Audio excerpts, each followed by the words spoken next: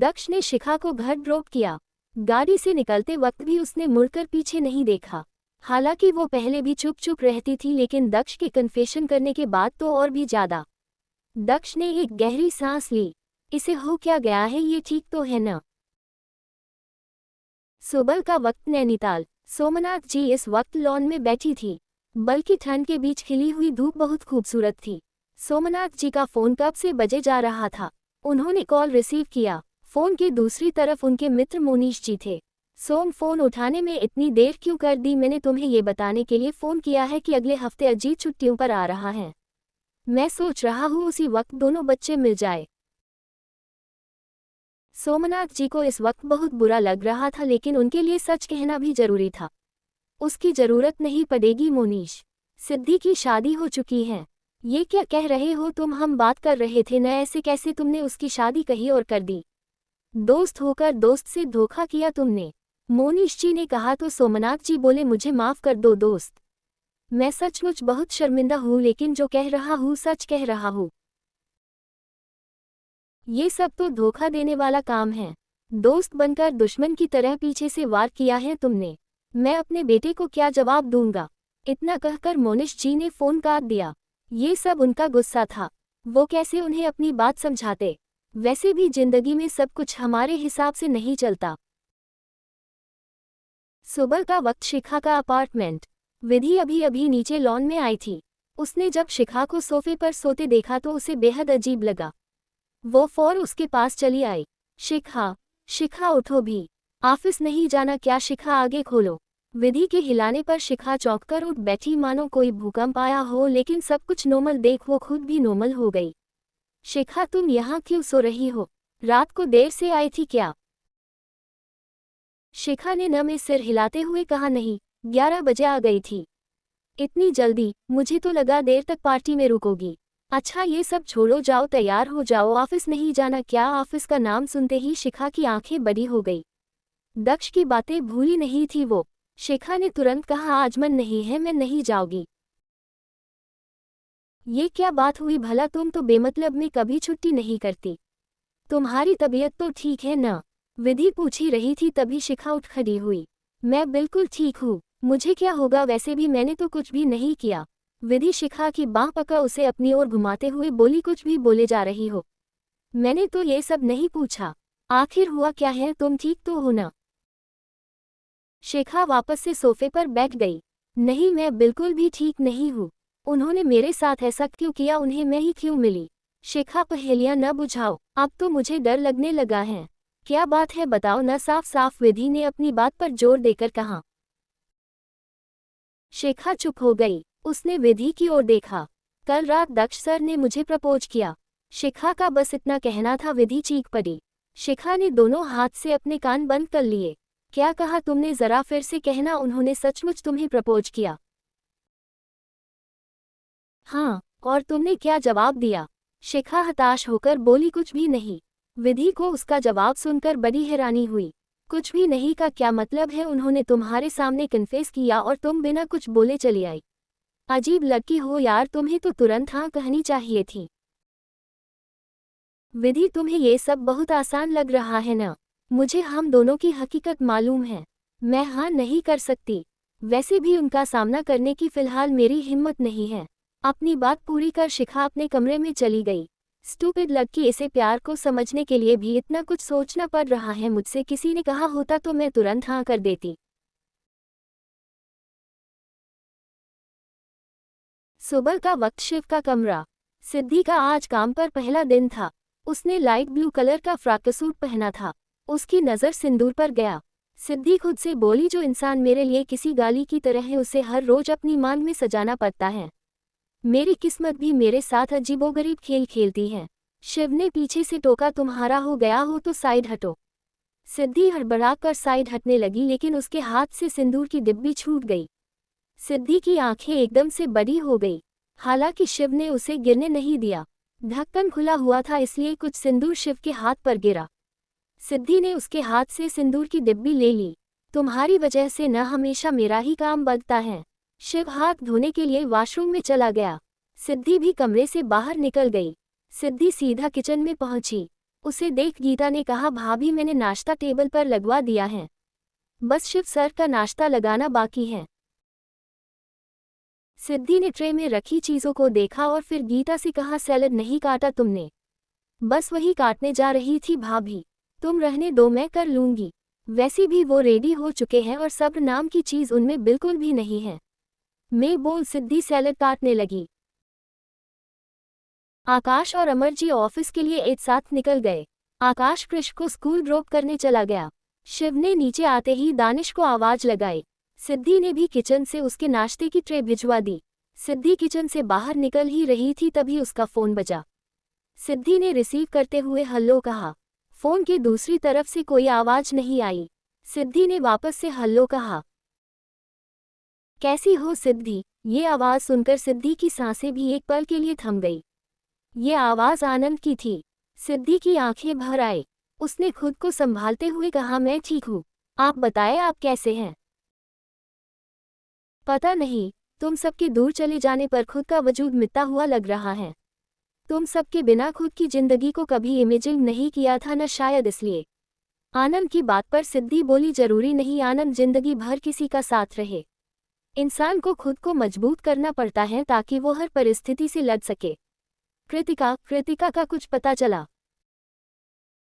बड़े पापा तलाश रहे हैं, अभी तक कोई इन्फॉर्मेशन नहीं मिली। क्या तुम? आनंद की बात काटते हुए सिद्धि बोली, मुझसे सवाल करना बंद कीजिए आनंद। मैं सबके सवालों का जवाब दे देकर थक गई हूँ। मैं सचमुच नहीं जानती और अगर मालूम होता तो कृतिका को कभी ऐसा फैसला नहीं लेने देती। मैं तुम पर शक नहीं कर रहा हूँ सिद्धि। क्या मैं तुम्हें जानता नहीं? मैं बस ये पूछना चाहता हूँ, तुम्हारे परिवार वाले तुम्हारे साथ कैसा सलूक करते हैं? सब अच्छे हैं आनंद? बहुत अच्छे हैं, सिद्धि ने कहा। और शिव? आनंद के ये पूछने पर सिद्धि ने नजरें उठाकर डाइनिंग टेबल की ओर देखा। सिद्धि इस वक्त किचन के दरवाजे के पास खड़ी थी। उसने शिव को उठकर जाते हुए देखा। आनंद ने फिर से पूछा, तुम चुप क्यों हो गई सिद्धि? आनंद, मैं आपसे बाद में बात करती हूँ, अभी मुझे कोई बुला रहा है। ये बोल सिद्धि ने फोन काटा दिया। सच लो कहना नहीं चाहती थी ये, लेकिन शायद एक बात भूल गई थी, जो आपके करीब रहते हैं उन्हें समझते देर नहीं लगती। आनंद ने मन में कहा, सिद्धि काफी बदली हुई सी लग रही थी। वो सचमुच ठीक तो हो ना? आखिर किससे पूछूं अब? सिद्धि ऑफिस पहुंच चुकी थी। लिफ्ट के पास ही उसकी मुलाकात अश्विन से हुई। सिद्धि ने उन्हें गुड मॉर्निंग कहा। गुड मॉर्निंग, मैं अमर सर के कैबिन में जा रहा था, तुम भी वही चलो, तुम्हें उनसे इंट्रोड्यूस करवा दूंगा। अश्विन की इस बात पर सिद्धि ने कोई जवाब नहीं दिया। वो क्या इंट्रोड्यूस करवाता? सिद्धि और उनका रिश्ता क्या है वो अच्छी तरह से जानती थी। सिद्धि अश्विन के साथ अमर जी के कैबिन में पहुंची। Good morning sir. Amar ji Siddhi को देखकर मुस्कुरा दिए। सिद्धि ने भी आगे बढ़कर उन्हें गुड मॉर्निंग कहा, वो भी किसी अनजान शख्स की तरह। अमर जी ने अश्विन से कहा, आप लोग खड़े क्यों हैं? बैठ जाए। नहीं सर, मुझे जाना होगा। मैं तो बस आपको ये बताने आया हूँ, आपके लिए जिस पर्सनल असिस्टेंट को हायर किया गया है वो यही है मिस सिद्धि। सिद्धि यही है मिस्टर अमर मल्होत्रा, और तुम्हें आज से इन्हीं के लिए काम करना है। अश्विन आप जा सकते हैं, बाकी बातें मैं इनसे खुद कर लूंगा। अमर जी ने कहा तो अश्विन ने उनकी बात पर सहमति जताई। अश्विन के कैबिन के बाहर निकलते ही अमर जी ने कहा, सिद्धि बेटा आप बैठ सकती हैं। क्या आपने इन लोगों को अपने बारे में नहीं आता बताया कि आप कौन हैं?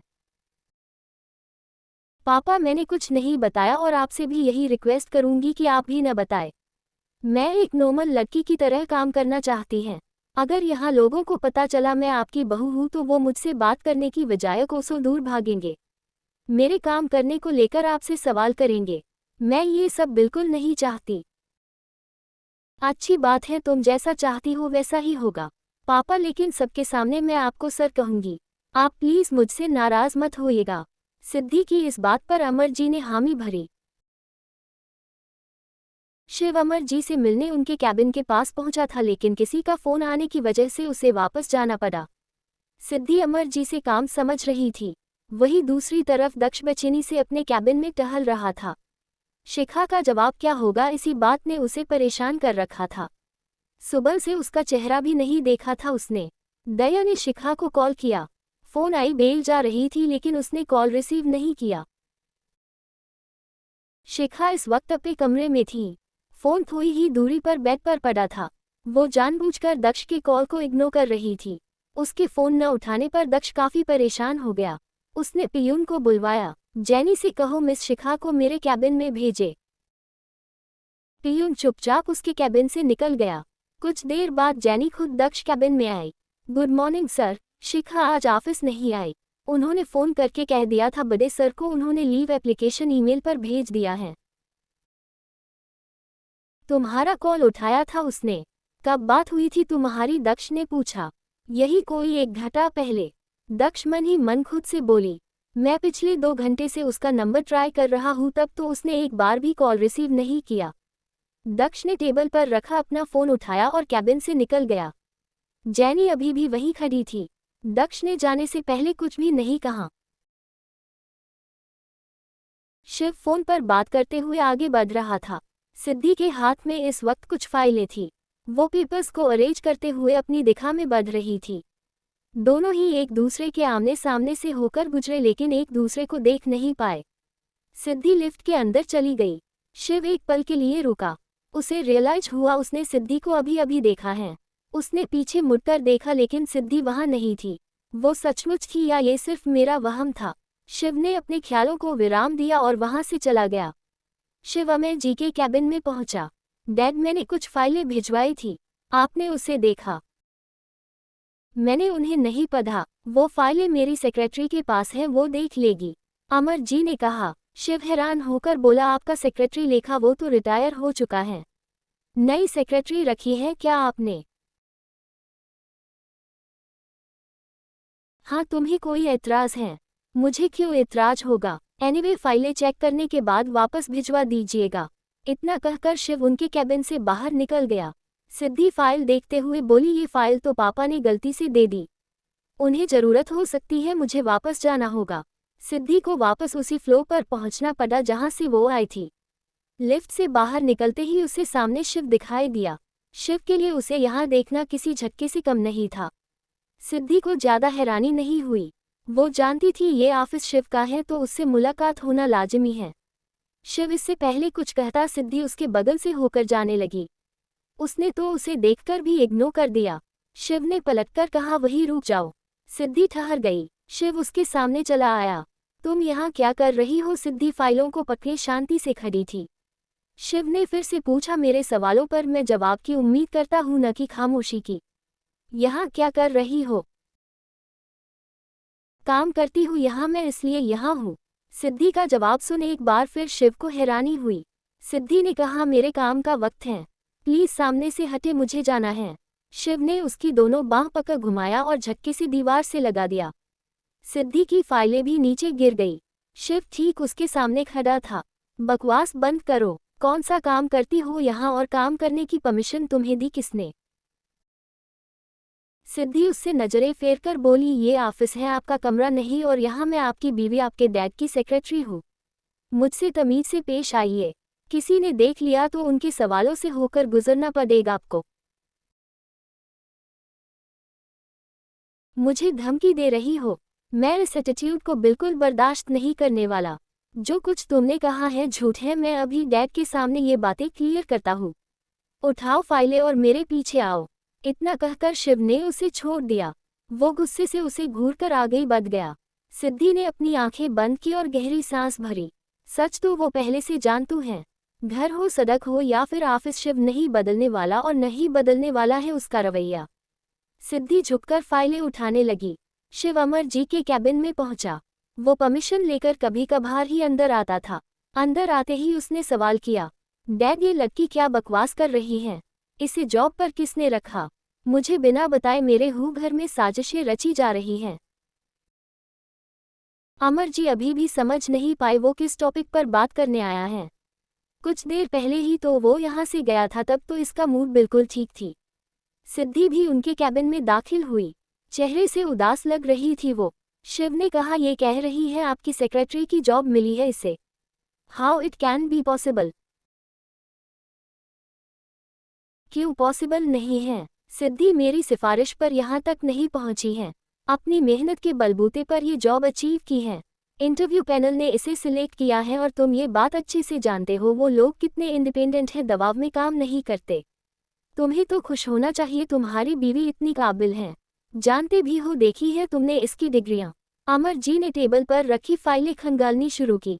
उन्होंने एक फाइल उठाए और शिव की तरफ बाया। इसके सर्टिफिकेट और बाकी अचीवमेंट की कॉपी है इसमें। हम तो खुद फाइनल ईयर के स्टूडेंट्स को अपनी कंपनी में जॉब का प्रपोजल देखते हैं उनकी डिग्री और ग्रेड के आधार पर। सिद्धि अगर हमारी कंपनी में काम करती है तो आने वाले वक्त में ये हमारी कंपनी के लिए ही अच्छा होगा। शिव का गुस्सा कम जरूर हुआ, देखा खत्म नहीं हुआ था। उसने आगे कहा, इसने मुझसे तो जॉब की परमिशन नहीं ली, इनफैक्ट मुझे इन्फॉर्म भी नहीं किया। कैसे करती? तुम सुनते हो उसकी बात। शिव इंसान अपनी बातें उसी से शेयर करता है जिसमें अपनेपन का एहसास होता है। क्या तुमने कभी अपनी पत्नी को सिक्योर फील कराने की कोशिश की? बेहतर होगा अपनी गलतियों को एक्सेप्ट करो। वैसे भी सिद्धि को जॉब करने की परमिशन मैंने और तुम्हारी दादी ने दी है। तुम्हें तो मालूम ही होगा हमारे घर में माँ के फैसले के खिलाफ कोई नहीं जाता। आई होप अब तुम्हें भी इस पर कोई ऑब्जेक्शन नहीं होना चाहिए। शिव ने टेबल पर रखी फाइल उठाए और बिना कुछ कहे वहां से चला गई। सिद्धि सिर झुकाए खड़ी थी। अमर जी ने कहा, शिव की बातों से उदास हो, वो ऐसा ही है, देख लेना, गुस्सा शांत होगा तो खुद इस बात को समझेगा वो। तुम्हें किसी बात को लेकर परेशान होने की जरूरत नहीं है। थैंक यू पापा, मैं दरअसल ये फाइल लौटाने आई थी जो गलती से इन फाइलों के साथ चली आई। सिद्धि ने उनकी टेबल पर फाइल रखी और चुपचाप बाहर चली गई। इधर शिव अपने कैबिन में गुस्से से टहल रहा था। घर काफी नहीं था क्या जो अब ऑफिस में भी उसे बर्दाश्त करना पड़ेगा। शिव की नज़र टेबल पर रखा फाइल पर गई जो वो अभी अपने डैड के कैबिन से उठाकर लाया है। शिव ने फाइल उठाए और उसे खोलकर देखा। सिद्धि के सभी सर्टिफिकेट्स की कॉपी मौजूद थी। शिव को ध्यान आया वो शादी से पहले वो अपनी एमबीए की क्लासेस ले रही थी। वो जॉब के लिए इतना सब कुछ कर रही है, फिर आगे पढ़ने के लिए क्यों कुछ नहीं किया? शिव ने वापस से फाइल टेबल पर रखी। इधर काफी देर से डोरबेल बज रहा था। शिखा ने गीले बालों को टॉवल से आजाद किया और उसे सोफे पर रखकर बाहर चली आई। शिखा ने जब दरवाजा खोला तो देखा बाहर दक्ष खड़ा था। उसके दरवाजा खोलते ही दक्ष अंदर चला आया। तुम्हारी तबीयत तो ठीक है ना? तुम ऑफिस क्यों नहीं आए? जैनी ने बताया तुमने लीव ली है। शिखा ने तुरंत दक्ष से कुछ कदम की दूरी बना ली। मैं बिल्कुल ठीक हूँ। तो फिर लीव क्यों दी? दक्ष के इस सवाल पर शिखा चुप हो गई। दक्ष ने दरवाजा बंद किया और शिखा का हाथ पकड़कर सोफे के पास ले आया। नीचे बैठो अब। तुमने मेरा फोन नहीं उठाया, पता है मेरी जान निकल गई थी। आइंदा ऐसा कभी मत करना, मुझे फिक्र होती है। शिखा बोबे से उठकर खड़ी हो गई। आपको यहाँ नहीं आना चाहिए था सर। मेरी मर्जी, बाकी सबकी तरह मैं भी लीव ले सकती हूँ, शिखा ने गुस्से से कहा। दक्ष को थोड़ा अजीब लगा, फिर भी उसने उसे नहीं टोका। शिखा आगे बोली, सर आप तो चाहते हैं वो नहीं हो सकता। हम दोनों बहुत अलग हैं। मैं आपकी बराबरी नहीं कर सकती। किसने कहा मुझसे बराबरी करो? मैंने तो नहीं कहा। दक्ष कह ही रहा था तभी शिखा बोली, सर ऐसा नहीं हो सकता। मेरा और आपका कोई मैच नहीं है। तुम कहना क्या चाहती हो? तुम्हारे लायक नहीं हूं मैं। मुझसे कोई कमी है? अगर ऐसा है तो क्लियर करो, मुझे भी तो मालूम चले मुझसे क्या कमी है। कमी आप में नहीं, कमी मुझ में है सर। आपका मुकाम बहुत ऊंचा है और मैं आपको डिजर्व नहीं करती। मुझे अपनी हैसियत मालूम है। आप प्लीज इस फर्क को मिटाने की कोशिश न करें। शिखा ने साफ साफ अपने मन की बात जाहिर कर दी। दक्ष उठकर खड़ा हुआ। उसने शिखा की कमर पर हाथ रखकर उसे अपने करीब खींच लिया। वो मिटा दिया मैंने फर्क। अब कोई दूरी नहीं हमारे बीच। अपने मन से इस डर को बाहर निकाल दो। भूल जाओ मेरी हैसियत और अपने दिल की आवाज सुनो। क्या सचमुच तुम मुझे नापसंद करती हो? शिखा दक्ष की आंखों में देखते हुए बोली, आपका क्या है, आप तो अपने कदम पीछे ले लेंगे, लेकिन मैं कहीं की नहीं रहूंगी और मैं टूटी तो मुझे संभालने वाला भी कोई नहीं है। मैं हूं और वादा करता हूं कभी तुम्हें टूटने नहीं दूंगा। यकीन मानो तुमसे खेल नहीं रहा, सचमुच तुमसे प्यार करता हूँ। शिखा फीका मुस्कुराए, और आपके डैड को मेरी खुशी प्यारी है। उन्हें कैसे संभालना है वो तुम मुझ पर छोड़ दो। क्या अब भी ऐसी कोई बात है जो हमारे बीच दूरी पैदा कर रही है? शिखा ने न में सिर हिला दिया। पलकों पर ठहरे आंसू बह निकले। उसने अपना सिर दक्ष के सीने पर रखा और रो पड़ी। दक्ष ने कहा, आज रो लो क्योंकि आगे से इजाजत नहीं दूंगा। शाम का वक्त शिव का ऑफिस। अमर जी घर के लिए निकल रहे थे। उन्होंने सिद्धि से कहा, बेटा फाइलें कल भी देख सकती हो, घर चलने का वक्त हो गया है। पापा आप जाए, मैं आपके साथ नहीं जा सकती। पर क्यों? आपको मालूम है न, मैंने किसी से अपने बारे में कुछ नहीं बताया। आपके साथ जाऊंगी तो सच सामने आने में देर नहीं लगेगी। वैसे भी मैं जिस गाड़ी से आई थी उसी से चली जाऊंगी। ठीक है, जैसी तुम्हारी मर्जी, पर देर मत करना, जल्दी निकलना, क्योंकि माँ ने तुम्हारे बारे में पूछा तो जानती हो डांट मुझे पड़ेगी। ये बोल अमर जी वहां से चले गए। सिद्धि ने अपना बैग उठाया और कुछ देर बाद कैबिन से निकल गई। वो नीचे आई तो देखा सामने शिव की कार खड़ी थी और रिजवान भी गाड़ी के पास खड़ा था। सिद्धि को देखा उसने सिर झुका लिया। एवांश का ध्यान अपने फोन में था लेटा। कुछ दूर चलकर वो रुक गया। उसने मुड़कर देखा। सिद्धि को यहाँ देख वो खुद हैरान था। मैडम आप इस वक्त ऑफिस में क्या कर रही है? क्यों, क्या मैं यहाँ नहीं आ सकती? सिद्धि ने कहा, ऐसी बात नहीं है, आप ही का ऑफिस है, आप जब चाहे आ सकती हैं, लेकिन इस वक्त आप किससे मिलने आई हैं? एवांश के पूछने पर सिद्धि ने कहा, किसी से मिलने नहीं आई, बल्कि मैं यहाँ जॉब करती हूँ। प्लीज़ ये बात सीक्रेट रहनी चाहिए। यहाँ के लोग नहीं जानते मैं कौन हूँ। उन्हें बस इतनी बात मालूम है कि मैं बड़े सर की पीए हूँ। एवांश के लिए ये सब किसी झटके से कम नहीं था। शिव के आते ही रिजवान ने उसके लिए कार का दरवाजा खोला। शिव अंदर बैठने ही जा रहा था कि तभी कुछ सोचकर रुक गया। उसके पीछे मुड़ते ही सिद्धि ने नजरें फेर ली। शिव उसके पास चला आया। पब्लिक ट्रांसपोर्ट यूज करने का इरादा है? ऐसा कुछ नहीं करोगी तुम? जानती हूँ, करना भी चाहूँ तो आप लोग करने नहीं देंगे। मैं घर से गाड़ी लेकर आई थी, मैं उसी में चली जाऊंगी, सिद्धि ने बेझिझक होकर जवाब दिया। शिव ने एक गहरी सांस ली। जब जाना एक ही जगह है तो वक्त की बर्बादी क्यों, चलकर अंदर बैठो। मैंने कहा न, मैं गाड़ी लेकर आई हूँ, आपको तकलीफ करने की जरूरत नहीं है। ये बोल सिद्धि जाने लगी तो शिव ने उसकी कलाई पकड़ ली। सिद्धि ने जैसे ही मुड़कर देखा, शिव ने उसे अपने करीब खींच लिया। जिद मुझ पर अच्छी लगती है, दूसरों की जिद मुझे बिल्कुल पसंद नहीं। शिव ने सख्ती दिखाए और जबरदस्ती सिद्धि को अपनी गाड़ी में बिठाया। शिव ने एवांश से कहा, जो गाड़ी मैडम लेकर आई हैं वो लेकर आ जाओ। Okay chief. शिव के अंदर बैठते ही रिजवान ने गाड़ी स्टार्ट की। सिद्धि को इस वक्त शिव पर बहुत गुस्सा आ रहा था, हर बात में जबरदस्ती। सिद्धि ने बिना उसकी ओर देखे कहा, ऑफिस में कोई हमारे रिश्ते के बारे में नहीं जानता, आपको मुझे अपनी गाड़ी में नहीं बिठाना चाहिए था। अच्छी बात है, किसी को बताना भी मत हमारे रिश्ते के बारे में। मुझे मजाक बनने का शौक नहीं। रही बात तुम्हें गाड़ी में बिठाने की, तो वो इसलिए ताकि तुम भी अपनी दोस्त की तरह भागने की कोशिश न करो। मेरे पीठ पीछे बहुत कुछ कर लिया तुमने, बस जरा सी नज़र हटाई थी मैंने और इतना कुछ कर दिया तुमने।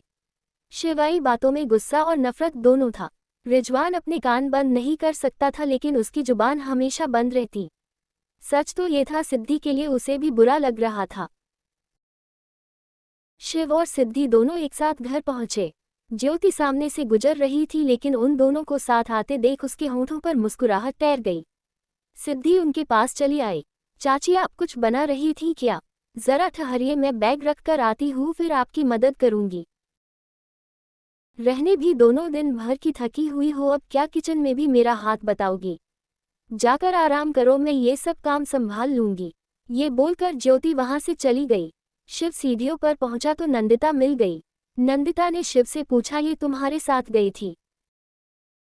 इस घर में क्या हो रहा हूँ क्या नहीं आपको ही नहीं मालूम, बड़ी हैरत की बात होती मॉम। ये कहते हुए शिव आगे बढ़ गया।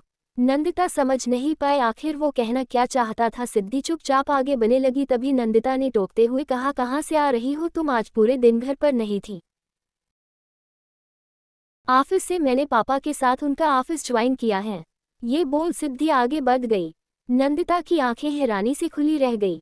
सच ही तो कहा था शिव ने, घर में क्या कुछ हो रहा है उसे कुछ भी नहीं मालूम। नंदिता मंदाकिनी जी के कमरे में पहुंची। माँ, ये मैं क्या सुन रही हूँ? उस लड़की ने हमारा ऑफिस ज्वाइन किया है, वो भी बिना बताए। आप कैसे इजाजत दे सकती हैं? मंदाकिनी जी आंखों पर चश्मा चढ़ाते हुए बोली, क्यों नहीं दे सकती इजाजत? मेरी बहू पढ़ी लिखी समझदार हैं।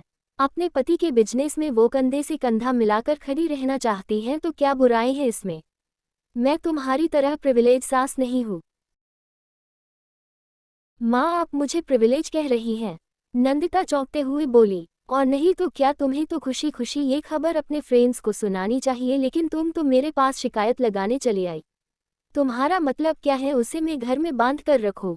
जब मैं तुम्हें और ज्योति को आज़ादी दे सकती हूँ तो सिद्धि को क्यों नहीं? और वैसे भी उसने मुझसे इजाज़त लेकर काम किया है।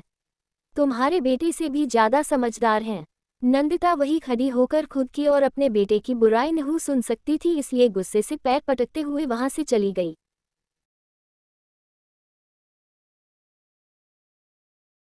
सिद्धि कमरे में पहुंची तो देखा शिव का कोट सोफे पर पड़ा था, टाई जमीन पर थी। खैर, ये उसकी रोज की आदतें थी। सिद्धि ने कोट उठाया और जाकर कबर्ड में रखा। वो डोर बंद कर जैसे ही पलटी, शिव को देखकर चौंक गई। वो अभी अभी शावर लेकर आया था, सिवाय टॉवल के लिए उसने कुछ नहीं पहना था। सिद्धि उसे देखते ही बेहोश हो गई। शिव ने तुरंत जाकर उसे संभाला। सिद्धि, सिद्धि आंखें खोलो, बेहोश होने की बीमारी है क्या इस लड़की को? शिव जल्दी से पानी का गिलास ले आया। उसने पानी के कुछ छींटे मारे। सिद्धि ने आहिस्ता आहिस्ता अपनी आंखें खोली। उसने तुरंत अपने दोनों हाथों से अपने चेहरे को ढक लिया। शिव ने खुद को देखा और मन ही मन बोला, इससे बड़ी ड्रामेबाज मैंने आज तक नहीं देखी। शिव ने कबर्ड से अपने कपड़े निकाले और बाहर चला गया। दरवाजा बंद होने की आवाज सुनकर सिद्धि ने अपने चेहरे से हाथ हटाया। सांसें एकदम से तेज हो गई थी उसकी। खुद को संभाल नहीं पाए और बेहोश हो गई। कुछ देर बाद शिव ने दरवाजा नॉक किया। सिद्धि उठकर दरवाजे के पास चली आई। उसने धीरे से दरवाजा खोला। शिव उसकी ओर पीठ करके खड़ा हो गया। बात बात पर बेहोश हो जाती हो? कोई प्रॉब्लम है तुम्हें? डॉक्टर के पास जाना है? मुझे कहीं नहीं जाना, सिद्धि ने जवाब। शिव उसकी ओर पलटकर बोला, ये मेरा कमरा है तो जाहिर सी बात है यहाँ मैं अपने तरीके से रहूंगा। आदत तुम्हें डालनी है, आइंदा ये ड्रामा मतलब करना। अपनी बात पूरी कर शिव कमरे से बाहर चला गया। सिद्धि मन ही मन खुद से बोली, हर चीज की आदत डालनी होगी मुझे। आपको हर रोज देखने की आदत, ताने सुनने की आदत, डर डर कर जीने की आदत, सारी आदतें मुझे ही डालनी होगी। इतना सब कुछ हो जाने के बाद भी मैं अपने आप से यही सवाल करती हूँ, आखिर मेरा कसूर क्या था? रात का वक्त, दक्ष का घर। महेश जी खाने की मेज पर दक्ष का इंतजार कर रहे थे। सर्वेंट उसे बुलाने गया हुआ था। दक्ष ने आते ही कहा, डैड आपने खान शुरू नहीं किया? तुम्हारा ही इंतजार कर रहा था। कहाँ बिजी थे? कहीं भी नहीं, मैं कहाँ बिजी होने वाला हूँ, बस एक फ्रेंड का कॉल था। दक्ष ने बात बनाते हुए कहा, देख रहा हूँ बेटा आजकल तुम्हारे अंदाज बदले बदले हैं, सब ठीक तो है न? महेश जी के पूछने पर दक्ष हड़बड़ा गया। मुझे क्या होगा डैड, मैं तो बिल्कुल ठीक हूँ, बस काम की वजह से आपको फील हो रहा होगा। मैं तो कहता हूँ आप आराम कीजिए, बहुत काम कर लिया आपने। मैं हूं ना, सारी रिस्पॉन्सिबिलिटी उठाऊंगा। सारी रिस्पॉन्सिबिलिटी उठाओगे? तुम्हारी तबीयत तो ठीक है न? जरा सा गुस्सा क्या आता है, तुम घर छोड़कर भाग जाते हैं, महीनों महीनों तक बात नहीं करते। तुम सचमुच जिम्मेदारियां संभालोगे? महेश जी ने शक भरी निगाहों से दक्ष को देखा।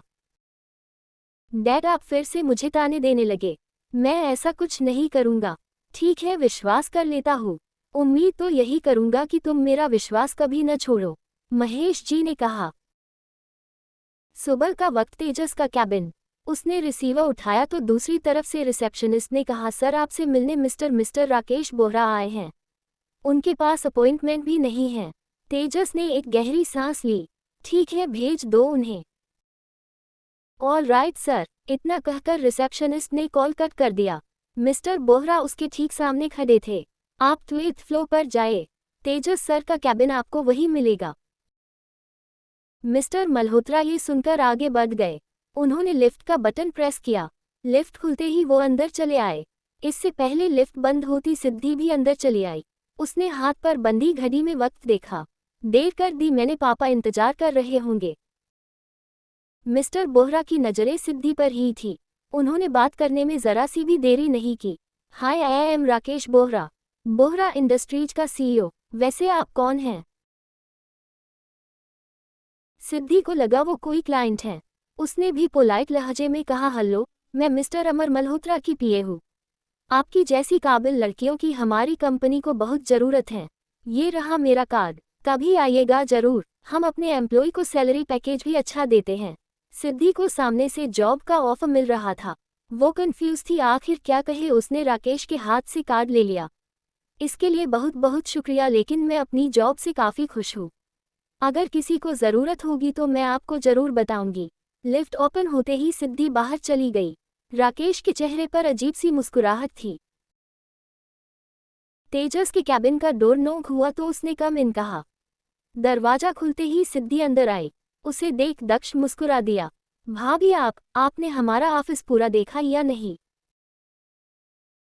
अभी तक तो नहीं, लंच के बाद आप फ्री हो तो दिखा दीजिएगा। सिद्धि ने कहा, वाई नॉट, आपको बस हुक्म करना चाहिए। लंच के बाद मैं आपको पूरा ऑफिस दिखाऊंगा। तेजस का जवाब सुन सिद्धि मुस्कुरा दी। उनसे टेबल पर फाइल रखते हुए कहा, पापा ने भिजवाया है, जरा इसे देख लीजिएगा। मैं चलती हूँ। अपनी बात पूरी कर सिद्धि बाहर चली गई। जैसे ही बाहर आई वैसे ही राकेश से दोबारा मुलाकात हो गई। राकेश ने मुस्कुराते हुए चेहरे के साथ कहा, व्हाट अ कोइंसिडेंस, हम वापस मिल गए। आज का दिन वाकई में बेहद खूबसूरत है। सिद्धि ने कोई जवाब नहीं दिया। वो चुपचाप वहां से चली गई। राकेश ने तेजस के कैबिन का डोर नॉक किया।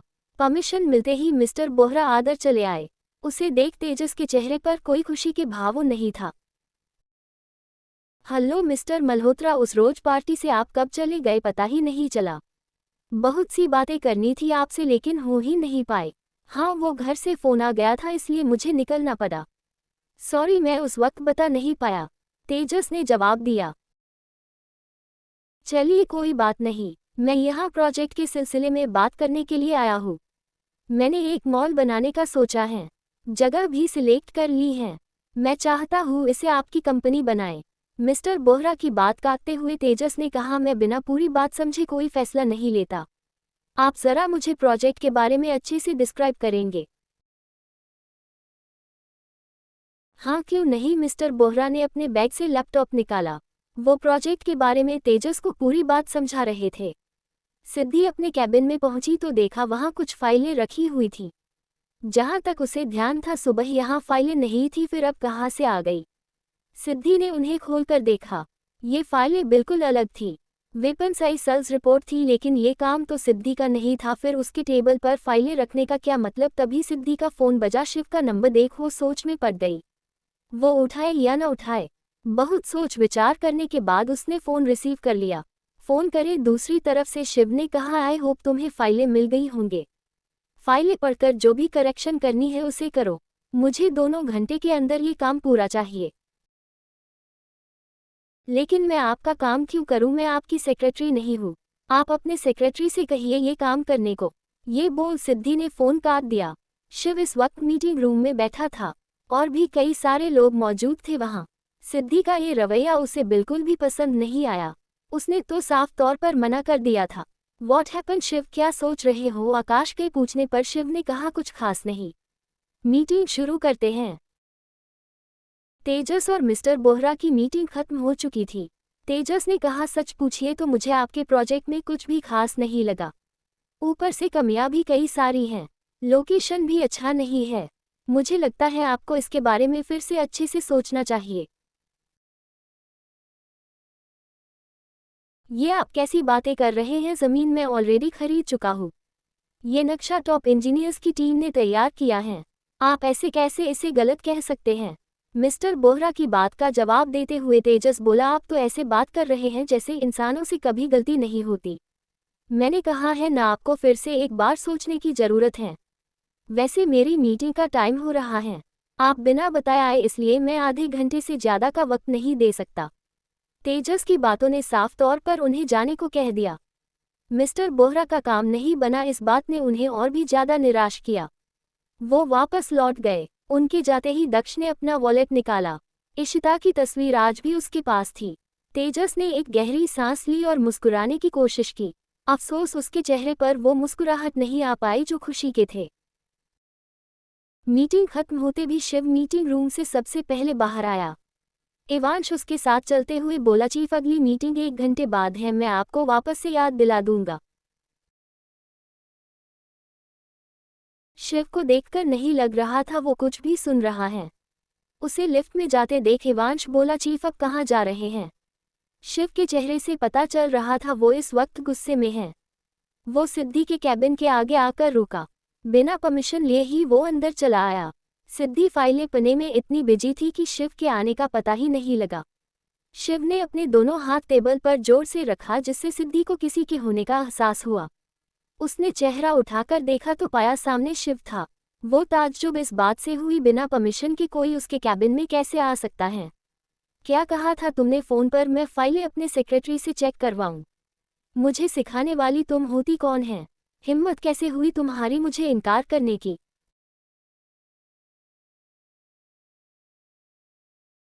सिद्धि उससे नजरें फेरकर बोली, आपको मेरे कैबिन में बिना परमिशन के नहीं आना चाहिए था। शिव उसके एटीट्यूड को देखकर हैरान हो गया। शिव उसके पास चला आया। उसने सिद्धि की बांह पकड़ उसे अपनी ओर घुमाया। मेरा ऑफिस है, भूल गई क्या इस बात को? मेरा हर काम तुम्हें करना होगा। मुझे न कहने की हिम्मत किसी में नहीं। सोच लो अपनी इन बदतमीजियों से तुम खुद के लिए प्रॉब्लम्स खड़ी कर रही हो। सिद्धि ने शिव का हाथ झटका और उससे दूर हो गई। आप मुझे धमकी किस बात की दे रहे हैं? मैं किसी की सिफारिश लेकर यहाँ तक नहीं पहुँची हूँ। अपनी मेहनत से आए हूँ। ज़्यादा से ज़्यादा आप क्या करेंगे? मुझे नौकरी से निकाल देंगे तो निकाल दीजिए, मुझे डर नहीं, मैं कहीं और जॉब कर लूँगी। सिद्धि की बात जैसे ही पूरी हुई शिव ने टेबल पर हाथ मारकर चीजें नीचे गिरा दी। सिद्धि ने घबराकर मुंह पर हाथ रख लिया। शिव एक बार फिर उसके सामने आकर खड़ा हो गया। तुम्हें डर नहीं लगता? क्योंकि मैंने अब तक कुछ किया नहीं। जब मैं डराने पर आ गया तो कहीं की नहीं रहोगी। किसी और कंपनी में काम करने का ख्वाब भूल जाओ। मेरे एक कॉल पर कोई तुम्हें अपनी कंपनी में घुसने भी नहीं देगा। इस बात में कोई शक नहीं था। सिद्धि ने अपनी नजरें झुका ली। इसी बीच किसी ने कैबिन का डोर नॉक किया। सिद्धि और शिव दोनों ने दरवाजे की तरफ देखा। शिव उससे दूर हो गया। सिद्धि ने अपने आंसू पोंछे और अंदर आने के लिए कहा, भाभी आपका लंच हो गया हो? तो तेजस कहते कहते रुक गया। उसे नहीं मालूम था शिव भी यहाँ होगा। दोनों को साथ देख तेजस मुस्कुरा दिया। तुम यहाँ क्या कर रहे हो? शिव के पूछने पर तेजस ने कहा, भाभी को पूरा ऑफिस दिखाना था इसलिए मैंने सोचा उन्होंने लंच कर लिया है तो हम बाहर चलते हैं। शिव सिद्धि को देखते हुए कहा, जरूरत नहीं है, हम लंच करने बाहर जा रहे हैं। सिद्धि ने तुरंत न कहा, मुझे कहीं नहीं जाना, मैं टिफिन साथ लाई हूँ। भाभी वो टिफिन आप मुझे दे दीजिए, आपके हाथ का बना खाना मुझे बहुत पसंद है। आप बिग ब्रो के साथ बाहर लंच पर जाए। तेजस ने जब फर्श पर गिरी चीजों को देखा तो उसे ऐसा लगा जैसे यहाँ का माहौल ठीक नहीं है। सिद्धि आगे बढ़कर बोली, ये सब मेरे ही हाथों से गलती से गिर गया था। जल्दबाजी में मैंने ध्यान नहीं दिया और ये सब कुछ हो गया। कोई बात नहीं, आप परेशान मत होइए, मैं इसे ठीक करवा दूंगा। आप दोनों जाए, तेजस ने कहा। इससे पहले सिद्धि कुछ कहती शिव ने उसका हाथ थाम लिया। चले, हमें देर हो रही है। शिव उसे अपने साथ ले गया। तेजस ने मन में कहा, मुझे क्यों चीजें ठीक नहीं लग रही, पर जो भी हो ये दोनों साथ में अच्छे लगते हैं। सिद्धि ने शिव से कहा, आप मुझे अपने साथ नहीं ले जा सकते।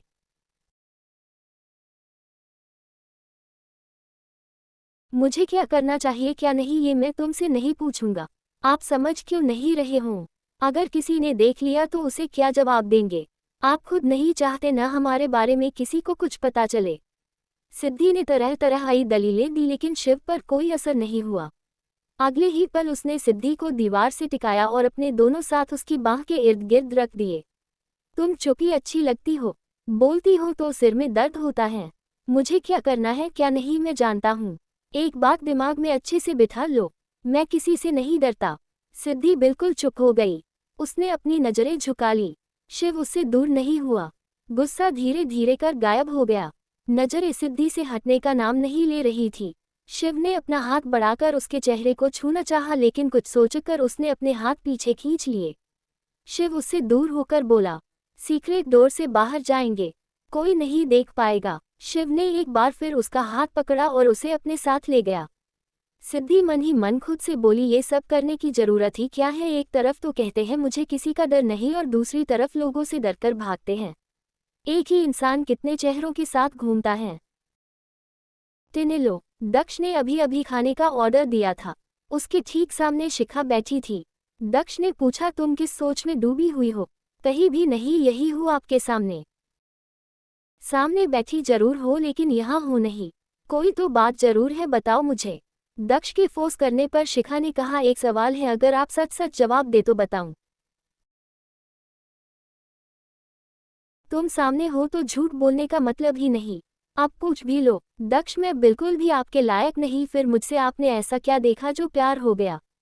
शिखा, प्यार दिल करता सोच समझकर तो बिजनेस किया जाता है। तुम खुद को कमतर क्यों समझती हो? मेरे लिए वो लम्हा काफी था जब तुम्हें पहली बार देखा था। याद है फर्स्ट टाइम तुम मेरे कैबिन में आई थी और कुछ गिरने तुम्हारे कपड़े भी खराब हो गए थे। तुम्हारे चेहरे पर दो एक्सप्रेशन थे। अपने डर को छिपाने के लिए तुम खुद को कॉन्फिडेंट दिखाने की कोशिश कर रही थी। उसके बाद से जब भी तुम मेरे सामने आती मुझे सब कुछ अच्छा लगने लगता। पहले तो समझ नहीं आया लेकिन बाद में इस बात का एहसास हुआ। शिखा उसकी बातें सुन हंस पड़ी। जिस आदमी को देखकर वो डरती थी मालूम नहीं था उसके दिल में सोफत कोना भी है। शिखा ने दरवाजे से शिव और सिद्धि को अंदर आते देखा। शिखा दक्ष का हाथ पकड़ मिलाते हुए बोली, वो तो आपके दोस्त है ना? दक्ष ने मुड़कर देखा। वो खुद हैरान था शिव और सिद्धि को यहाँ देखकर। ठीक उसी वक्त सिद्धि की नज़र भी उन पर पड़ी। शिव ने सिद्धि का हाथ पकड़ा हुआ था। सिद्धि उससे अपना हाथ छुड़ाकर दक्ष के का चली आई। आप यहाँ? सरप्राइज सिद्धि, तुम और शिव एक साथ? दक्ष ने मुस्कुराकर कहा। शिव भी सिद्धि के पास चला आया। उसने शिखा की ओर देखकर पूछा, ये कौन है? शिखा जैसे ही कुछ कहने जा रही थी दक्ष ने उसकी बात काट दी। मेरी गर्लफ्रेंड। शिखा की स्माइल गायब हो गई। उसे नहीं मालूम था दक्ष सच कहेगा। शिव ने कहा, तुमने तो बताया था ये तुम्हारे डैड की सेक्रेटरी है। हाँ तो क्या मुझे प्यार नहीं हो सकता? दक्ष ने मुंह बनाते हुए कहा। सिद्धि ने शिखा की ओर हाथ बढ़ाकर कहा, तुमसे मिलकर बहुत खुशी हुई। जिसके साथ बैठी हो ना वो वाकई में बहुत अच्छे इंसान हैं। शिखा ने भी सिद्धि से हाथ मिलाया। तुम दोनों खड़े क्यों हो, हमें ज्वाइन करो, दक्ष ने कहा तो शिव बोला, उसकी कोई जरूरत नहीं है हम। सिद्धि शिवाई बात काटते हुए वहां रखे चेयर पर बैठ गई।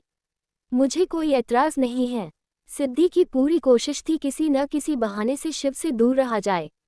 मजबूरन शिव को भी उन्हें ज्वाइन करना पड़ा। दक्ष ने वेटर को वापस बुलवाया। सिद्धि, तुम ऑर्डर करो, तुम्हारी पसंद वाकई में अच्छी है। शिव ने सिद्धि को कुछ कहने का मौका ही नहीं दिया। उसने अपनी पसंद से उन दोनों के लिए ऑर्डर किया और वेटर को जाने के लिए कहा। दक्ष शिव से बोला, उसकी पसंद तो जान लेते, तुमने तो अपनी मर्जी से ऑर्डर कर दिया। बीवी मेरी है, उसकी और मेरी पसंद में क्या ही फर्क होगा? तुम्हें टेंशन होने की जरूरत नहीं है। शिव का ये एटीट्यूड काफी नया था। आखिर वो क्या दिखाने की कोशिश कर रहा था? दक्ष को हैरानी इस बात से थी आज शिव सिद्धि को अपनी बीवी कहने से हिचकिचा नहीं रहा था, बल्कि कुछ दिन पहले तक वो उन दोनों के बीच के रिश्ते को मानने तक के लिए तैयार नहीं था। सिद्धि को भी महसूस होने लगा था जरूर उसके दिमाग में कोई खराबी आ गई है।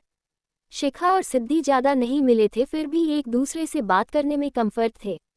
दक्ष शिव की ओर झुककर आहिस्ता से बोला, मुझे लगता है तुम्हें सिद्धि को लेकर हनीमून पर जाना चाहिए। ट्रस्ट मी, तुम्हारा मूड भी फ्रेश हो जाएगा।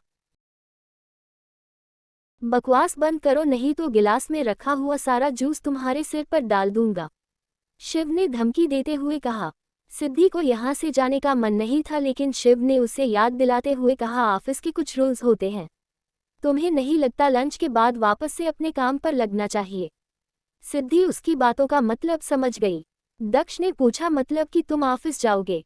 सिद्धि तुम्हारे साथ क्यों जाएगी, रहने दो, यही मैं इसे घर ड्रॉप कर दूंगा। तुम जाकर अपना काम संभालो। नहीं, उसकी जरूरत नहीं है।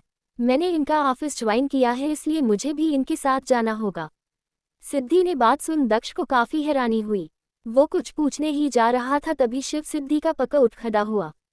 बाद में मिलते हैं, ये बोल वो सिद्धि को वहां से ले गया। शिखा दक्ष से बोली, दोनों एक साथ कितने अच्छे लगते हैं। आपके दोस्त तो अपनी वाइफ का हाथ भी नहीं छोड़ रहे थे। कितना प्यार करते होंगे न उनसे। दक्ष फीका मुस्कुराया। प्यार का तो पता नहीं पर अपने एटीट्यूड के लिए वो कुछ भी कर सकता है। जानती हो जिस लड़की से उसकी शादी तय हुई थी वो शादी की रात भाग गई। सबने उस वक्त सिद्धि को कन्वेंस किया कि वो शिव से शादी कर ले। मुझे नहीं लगता इन दोनों के बीच कुछ भी ठीक है। मैं अपने दोस्त को बचपन से जानता हूँ, उसे खुश रखना कोई आसान काम नहीं। इतनी बड़ी है तो फिर उस दिन रिसेप्शन पार्टी में इनके डैड ने तो अनाउंस किया था कि इन लोगों की लव मैरिज हुई थी। शिखा के इस सवाल पर दक्ष ने पूछा, तो तुम्हें क्या लगता है उस सिचुएशन में क्या अनाउंस करना चाहिए था? शादी के वक्त सबको यही लगी दुल्हन होम मिनिस्टर की बेटी है। एक बात की खुशी ही कि मल्होत्रा फैमिली ने सिद्धि को एक्सेप्ट किया। वो वाकई में बहुत अच्छी लड़की है। बस शिव के दिल को जीत गई तो सारी खुशियां उसकी मुट्ठी में होंगी। आप मुझे डरा क्यों रहे हैं? अगर उनके बीच कुछ भी ठीक नहीं होगा तो क्या आपके दोस्त सिद्धि को छोड़ देंगे? इसका जवाब मैं नहीं दे सकता शिखा। ये उनकी जिंदगी है और आगे क्या होगा इसका गवाह तो ऊपर वाला है। दक्ष ने एक गहरी सांस छोड़ते हुए कहा। ऑफिस पहुंचने के बाद भी शिव ने सिद्धि का हाथ पकड़ा हुआ था। सिद्धि अपना हाथ छुड़ाते हुए बोली, मैं कोई छोटी बच्ची नहीं हूँ, अकेले जा सकती हूँ। ये बोल सिद्धि आगे बढ़ गई। शिव उसे जाते हुए देख रहा था। शाम का वक्त राव विला। नर्मदा जी इस वक्त हॉल में भी बैठी थी। सीता ने चाय के लिए पूछा तो उन्होंने बनाने को कहा। लावण्या उनके पास आकर बैठ गई। भाभी, इस लड़के ने तो मुझे परेशान कर रखा है, मेरी कोई बात सुनता ही नहीं। अब क्या कर दिया आनंद ने? वो तो अपने काम में बिजी, सुबह जाता है शाम को आता है, वो तुम्हें क्यों परेशान करेगा? भाभी, आप समझ नहीं रही है। अरे काम में मन लगाना अच्छी बात होती है, मैं इससे इनकार थोड़ी न कर रही हूँ। मैं तो बस इतना कह रही हूँ वो किसी को पसंद कर ले। मैंने इतनी सारी लड़कियां दिखाई, एक से एक अच्छे खानदान की, वो किसी के लिए हामी ही नहीं भरता। जमाना कितना खराब है आप तो जानती ही हैं। वक्त पर बच्चों की शादी हो जाए तो माँ बाप ही निश्चित हो जाते हैं। अब हमारे ही घर में देख लीजिए, कहीं न कहीं कोई न कोई कमी तो रह ही गई होगी, तभी तो हमारी बेटी लावण्या बस इतना ही कह पाई थी। नर्मदा जी का चेहरा देखकर वो रुक गया। नर्मदा जी का दिल इस बात से बहुत दुखता।